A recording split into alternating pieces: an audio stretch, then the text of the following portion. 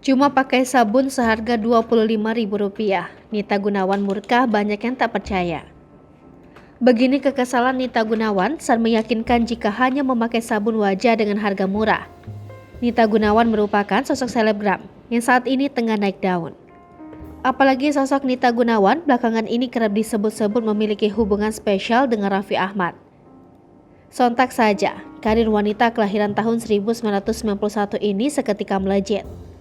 Bahkan selain berprofesi sebagai make-up artis, Nita Gunawan juga kerap kali mengisi acara di layar kaca. Kini, wanita berdarah Jawa yang lahir di Kudus, Jawa Tengah ini semakin dikenal luas oleh publik. Bahkan Nita Gunawan yang awalnya tidak aktif di media sosial, kini selalu mempublikasikan kesehariannya. Baru-baru ini Nita Gunawan membagikan video singkat saat dirinya tengah mencuci muka. Nita Gunawan menunjukkan jika ia memakai sabun wajah seharga Rp25.000. Nita Gunawan meyakinkan para penggemarnya bahwa ia selama ini memakai sabun yang harganya cuma Rp25.000-an.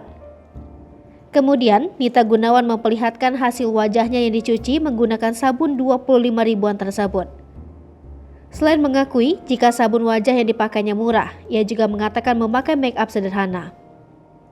Sementara itu, Nita Gunawan juga menegaskan dalam keterangan Instagramnya jika memakai barang yang murah tidaklah salah.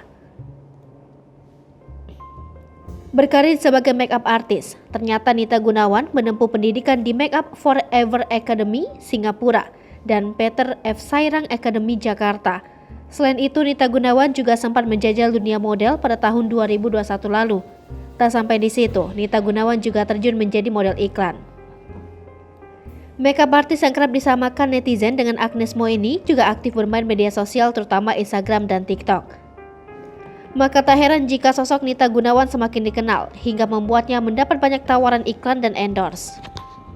Hai pemirsa Sri Popo TV, jangan lupa komen, like, dan subscribe serta tonton terus berita-berita terupdate lainnya ya.